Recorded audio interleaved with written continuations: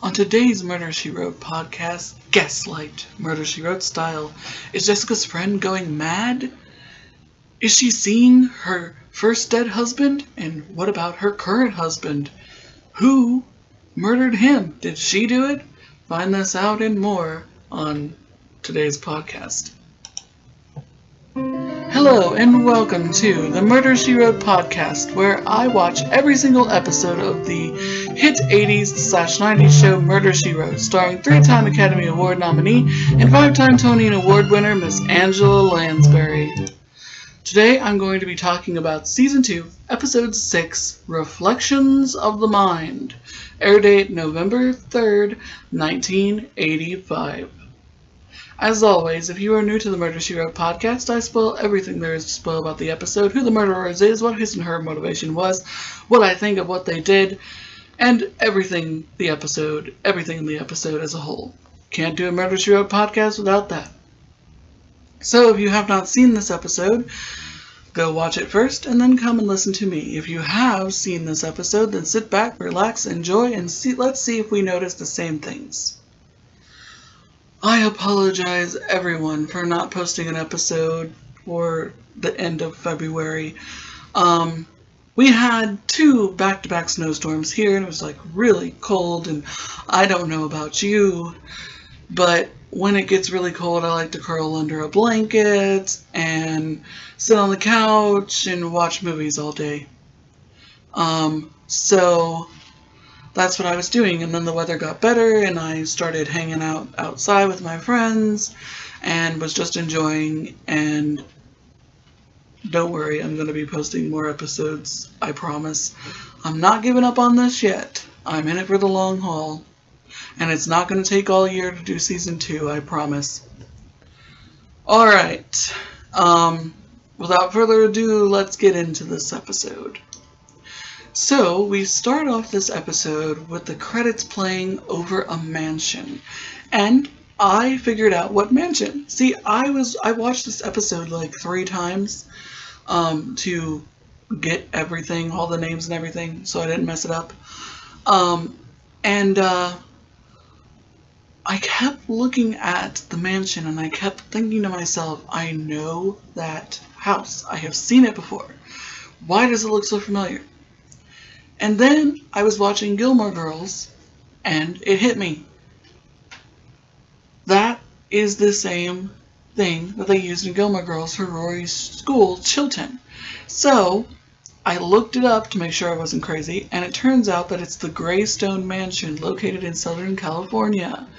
And it's been used in several television shows and movies. And I was fascinated. And the reason why it's called the Greystone Mansion is because it's made completely out of gray stone. Who knew? And also this episode, Reflections of the Mind, is supposed to be set in Cincinnati, Ohio, and it's so not. And that's how you can tell. Because they are not going to have a house like this in Cincinnati, Ohio. So after the opening credits play, we find ourselves with a woman who has fallen asleep with Jessica's book in her lap. She wakes up to the sounds of a music box playing, and she quickly shuts it and hears somebody in her house. She goes outside, calls various names, and runs downstairs and calls 911 on her phone. She says that she's in the house alone and for them to hurry. She then notices, conveniently, that there's a pair of scissors sitting next to the phone. She grabs them and goes to hide in the closet. Honestly, why do people hide in the closet in situations like this or in horror movies? Unless that closet leads to Narnia, there is no way that you're going to get away from the person who's attacking you. And FYI, the closet is the first place they look. If you're still not convinced of the whole closet thing, look what happened to Laurie Strode, aka Jamie Lee Curtis, when she hid in a closet from Michael Myers in Halloween 1978. He still got her. She, of course, got him, too, with a wire hanger. But still, hiding in the closet, not a good idea. So, we see a point of view shot where someone's coming towards the closet, and as they open it, this woman comes out swinging with the scissors, and she stabs the guy in his hand. But this woman turns out to be Francesca, one of Jessica's dearest friends, and the person attacking her in the closet, well, not actually attacking her, but she thought he was, is her husband Scott. And this little incident lands Francesca in the psych ward at the local hospital. Jessica comes and explains that it was hard for her to get a plane from Boston to Cincinnati, Ohio, where the episode is supposedly supposed to take place, although it does not. Because the only places we go are the hospital and the Greystone Mansion. That's it. Nothing, no indication that we are actually in Cincinnati, Ohio. I've been there. I know what it looks like, so I know they're not there.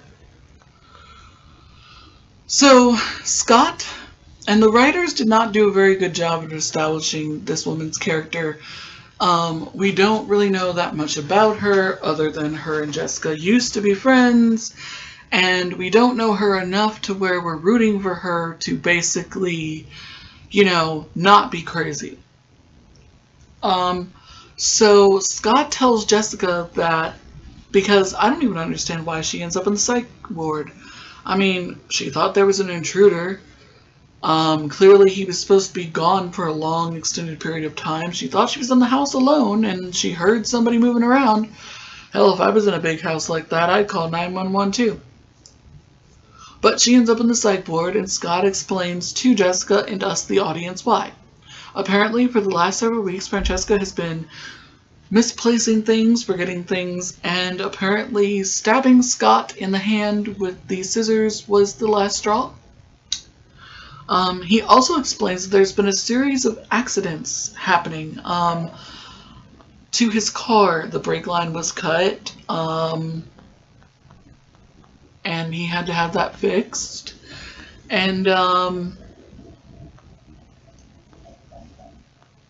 he also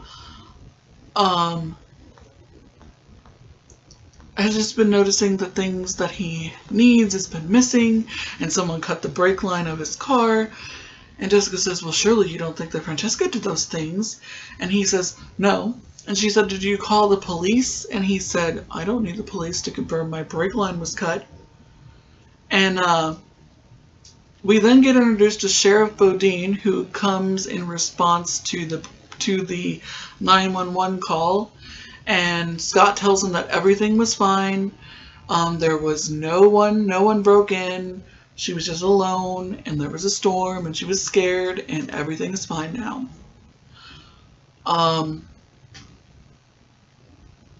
And then Scott says that he's so grateful for Mrs. Fletcher coming down from Maine to stay with Francesca for a couple of days as he goes on a business trip, because he doesn't want to leave her all alone in that house, even though her daughter Cheryl is there.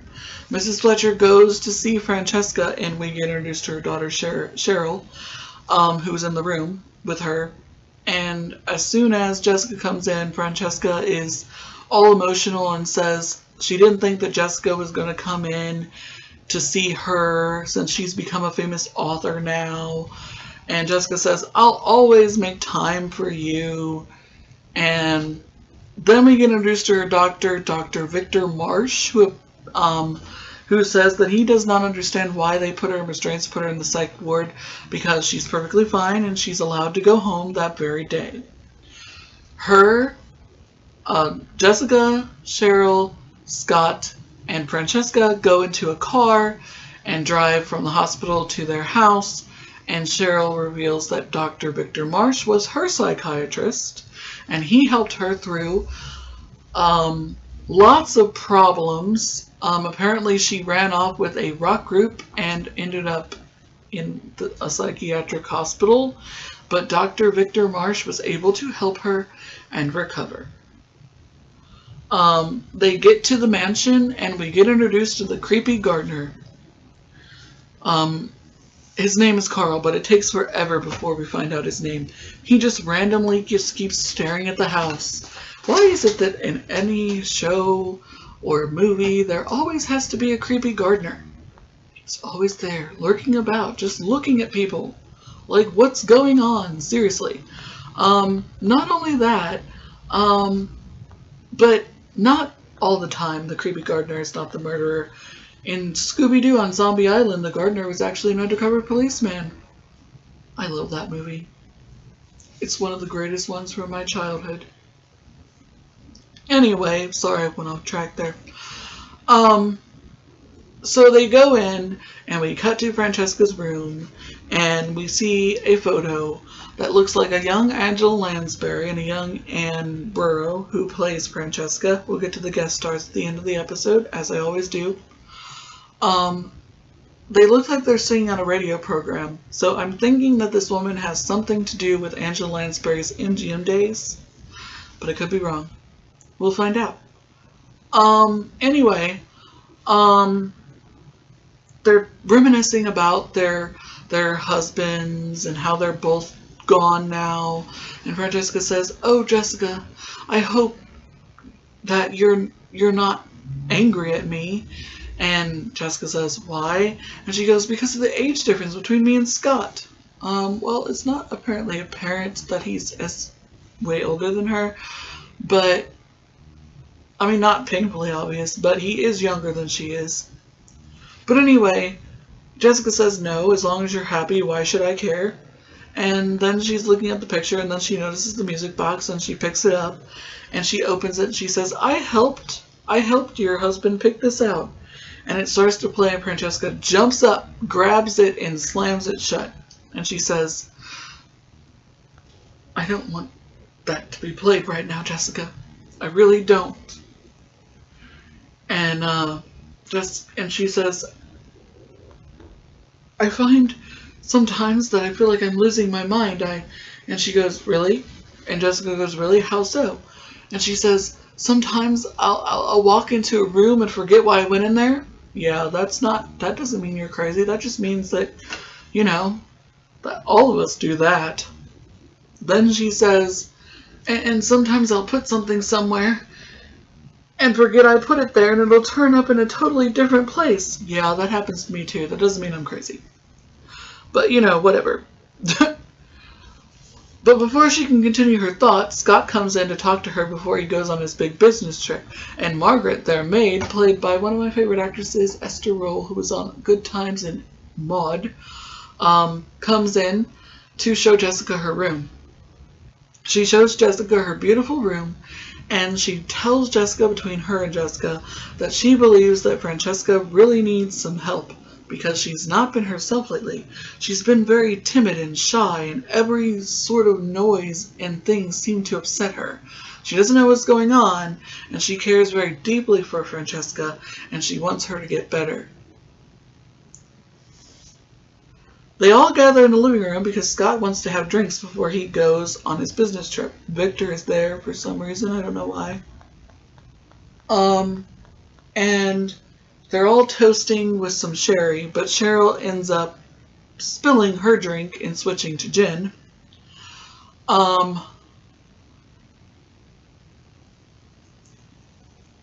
And a little bit before this, I just remembered, I'm sorry, it's hard to remember everything. Scott goes into his study to find his mistress in there. He's having an affair with a woman named Brooke Donovan, who unfortunately has literally nothing to do in this episode other than to establish she's the mistress. And then they toast with sherry, and like I said, Cheryl spills hers and switches to gin. And they all toast, and he ends up leaving for his business trip. Margaret announces that Francesca has a call, and she gets on the phone and hears her dead husband's voice. "I love you, and I'll see you tonight." She's so freaked out by this that she faints and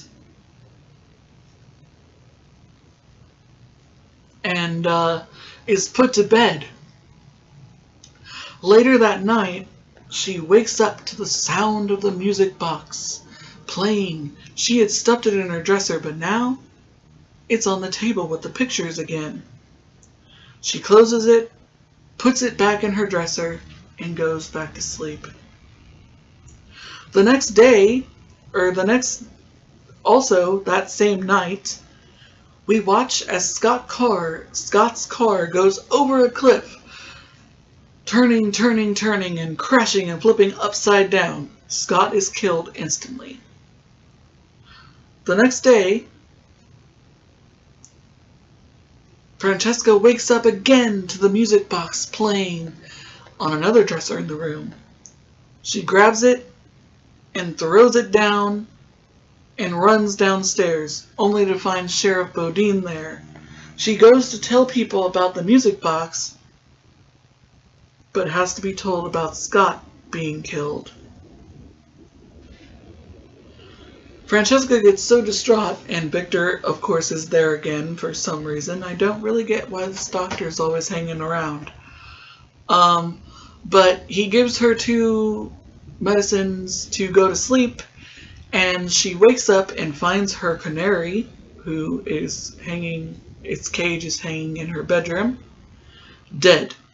She goes running to Jessica's room and saying, "My bird is dead, my bird is dead, oh." Margaret goes back in the room to carry it away and comes back in to find the bird perfectly alive. She thinks she's losing her mind and decides to go back to bed. She's tossing and turning later that same night, and when she looks into the bathroom, she sees what appears to be a dead man standing in the middle of her bathroom. She screams, and Jessica comes running. She tells Jessica what she saw, and she says, "No, it's not Scott. It's my first husband. He's still alive." And Jessica says, "Nonsense. You were just having a nightmare." And she puts Francesca back to bed. But as she's walking out of Francesca's room, she notices there's light coming from a sealed room right next door, and movement, but she's not so sure. She goes back to bed, and the next day she starts investigating. She goes outside with a little dog that only appears a couple of times. I don't remember its name. Not important. And we finally get introduced to the gardener. His name is Carl. She decides to get on the ladder to see if she can get into the windows, which are nailed shut, and the dog uncovers the dead canary. So at least we know there was a dead canary, even though we, the audience, saw it. But Francesca was led to believe that she didn't see it. So Jessica finds that suspicious. She then goes inside and asks Margaret where the bottle of gin went to, and Margaret thinks that she's accusing her of stealing the liquor, prompting her to tell her the story about how her brother was a huge drunk and she doesn't touch liquor at all. And she's not sure where the bottle went to. The sheriff comes over and tells them that they found traces of poison in Scott's body, so that he lost control of the car before he died.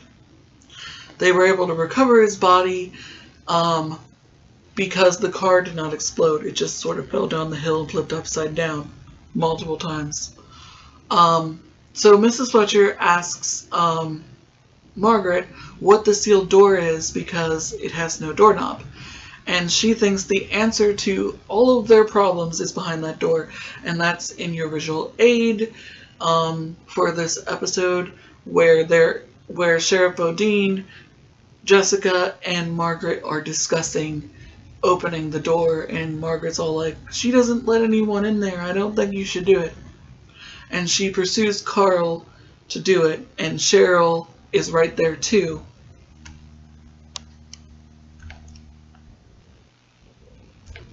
So Carl opens the door, and they find that it's caked in dust. There's no evidence whatsoever that anyone has been in that room for over 10 years. Francesca then wakes up again to the sounds of the music box playing, and she again picks it up and throws it, this time breaking it, I think. She then finds out that they opened the sealed room, and she's upset and flies into a psychotic rage. Victor decides to take her back to the psych ward at the hospital to be absorbed under surveillance to make sure she's not going crazy. Jessica agrees to stay in the house. Cheryl also stays in the house, but is going later with her friend, but promises to come back later. As her and Mrs. Fletcher are sitting down to tea, she basically tells Mrs. Fletcher that her father also died under mysterious circumstances in a car accident, and the situations seem to be similar. And Margaret goes home, leaving Jessica alone in the house by herself. And there's a terrible thunderstorm going on. Jessica decides to investigate further and goes into Francesca's room. She wonders why there's a master bathroom in Francesca's room, but not necessarily in the sealed room. She then finds that the mirror opens and finds herself in the wardrobe, through the wardrobe into the sealed room, just like Narnia. I wonder if Francesca knew about that. Maybe she could have hidden there. Anyway, she goes into the room and notices that there's a vase on a dresser, and the dust has been moved, indicating that it's been moved several times. She then opens the painting of Francesca's first husband and finds that Carl used to be a rock star with a record, also a tape recorder with the first husband's voice on it, and a bird cage matching the same bird cage with the that was in Francesca's room, and several other items, gloves, and different things. And Jessica goes, uh-huh. Cheryl comes home in the pouring rain, and Mrs. Fletcher takes her upstairs into the sealed room and shows her the evidence. Carl comes in through the secret passageway, and both Cheryl and Carl reveal that they are the murderers. They have driven Francesca insane, and they poisoned Scott before he left for his business trip. And he lost control because he was poisoned with cyanide. And so was Francesca, which is why she passed out after the phone call she supposedly got from her dead husband. Jessica has used the sheriff to make it look as if someone's coming back from the dead, so that Cheryl and Carl will admit what they've done. The sheriff comes crashing through the window in the sealed room. Francesca freaks out to the hospital when she can't get a hold of Jessica at the house and sends Victor back. He almost blows the plan, but luckily for the sheriff, his deputy is able to take the guy away by putting his hand over his mouth. And the sheriff gets a cold, and all's well that ends well. Honestly, after the last episode, Sing a Song of Murder, this one is kind of a little letdown for me due to the fact that it didn't really have a lot of twists and turns. Also, you don't really know Francesca that much to be fully invested in whether she's crazy or not. Since a lot of things happened off screen before we actually get introduced to her, it kind of makes you not want to root for her, although she seems like a really nice lady. Now let's go over the guest stars and see what connection her and Angela Lansbury have together. She was played by Anne Blute, and I'm sure I'm not saying her last name right, and I apologize.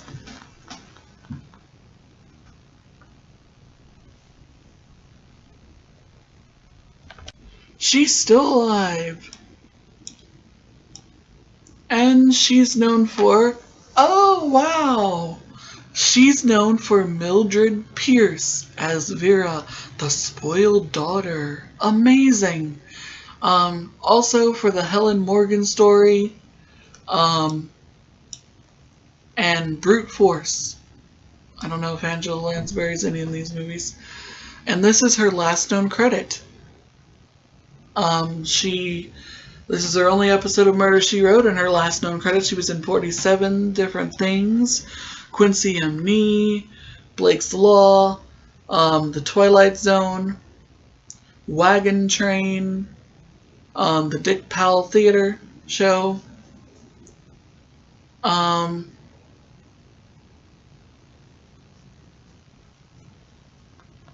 that's interesting. Apparently she was best friends with Angela Lansbury and did a couple radio shows with her. Interesting. Okay, Carl was played by Wings Hessler. What a weird name. But he looked familiar to me. He's still alive, and he is known for The Insider, Rubber, Vice Squad, and Skins movie 1994. He's been in 100 and different things. Last known credit is Castle, Rosario and Isles, CSI, The Young and the Restless,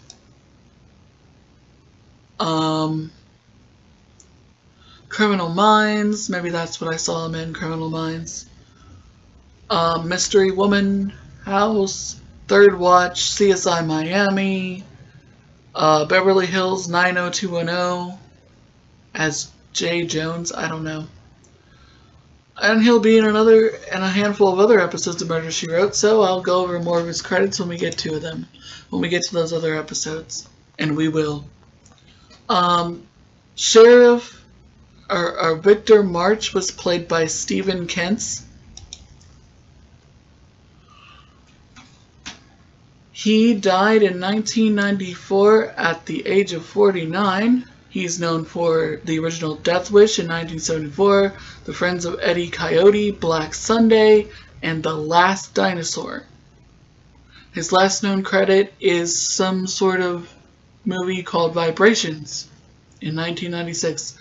He was on one of my grandmother's favorite soap operas, Another World, the original Law and Order. He was on All My Children in 1992, although I don't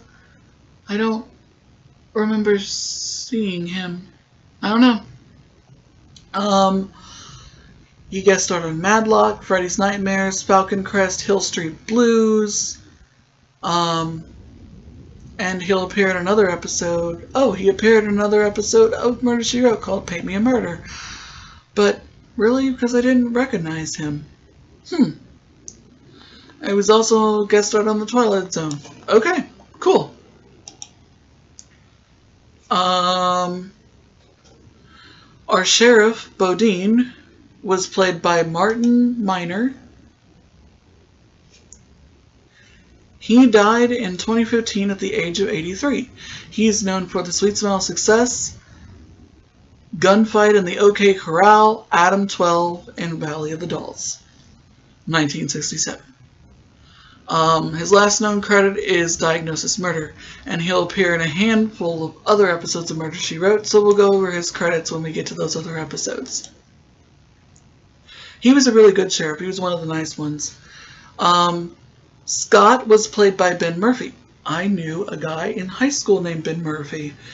We did a lot of theater together. This guy is still living. He's known for Alias, Smith & Jones, Riding with Death, Dr. Quinn, Medicine Woman, and The Winds of War. He's been in 68 different things. His last known credit is 2010's The Genesis Code. He guest starred on one of my favorite shows, Cold Case, Judging Amy, JAG, NCIS, The Drew Carey Show, Pacific Blue, Silk Stockings, Dr. Quinn, Medicine Woman, In the Heat of the Night, love that show, The Twilight Zone, The Dirty Dozen TV show, The Love Boat, Scarecrow and Mrs. King, and this is his only episode of Murder, She Wrote. He also got started in Fantasy Island. He was really good, even though he didn't really get much to do in the episode. Stacy Naken played Cheryl, our co-conspiratorial murderer. She is still alive. She is known for Halloween 3, Season of the Witch. I thought that was her. Bullets Over Broadway, Yellow Board, and Hunter, the TV show.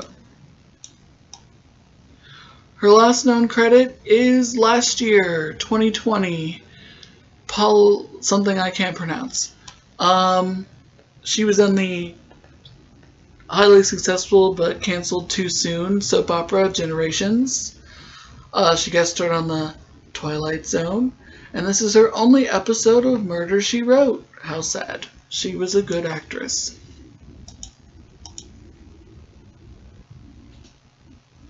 And Esther Roll played Margaret, as I said. Love Esther Roll. She was so great on Maude and Good Times. She died, unfortunately, at the age of 78 in 1998. She's known for Driving Miss Daisy, Good Times, Maude, and Rosewood, 1997. Her last known credit is 2000 Train Ride, where she played the Dean of Students.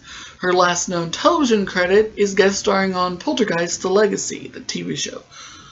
She guest starred on Touched by an Angel, and this is her only episode of Murder, She Wrote. That sucks. She should have been in more episodes of Murder, She Wrote. I love her. She was such a great actress. Highly underrated. And last but certainly not least, Janet D. May played our mistress who didn't get to do much in the episode at all. She is still alive. She is known for The Beastmaster, the original Knight Rider, and Days of Our Lives. Her last known credit is The New Adam 12 in 1991. She also guest starred on 30-something. This is her only episode of Murder, She Wrote. She guest starred on Knight Rider and Hill Street Blues and Days of Our Lives, but did not do much else other than that. Interesting. Well, I know this is a little bit shorter than what I normally do, but there wasn't much to talk about with this one. But it was a very interesting episode, and I enjoyed talking about it. I hope you enjoyed listening to me talk about it. I hope everyone's doing really well. I hope you're being healthy, and being safe out there, because COVID is still a thing. And I hope you're wearing your mask and being careful. And happy crime solving, and I'll see you in the next one.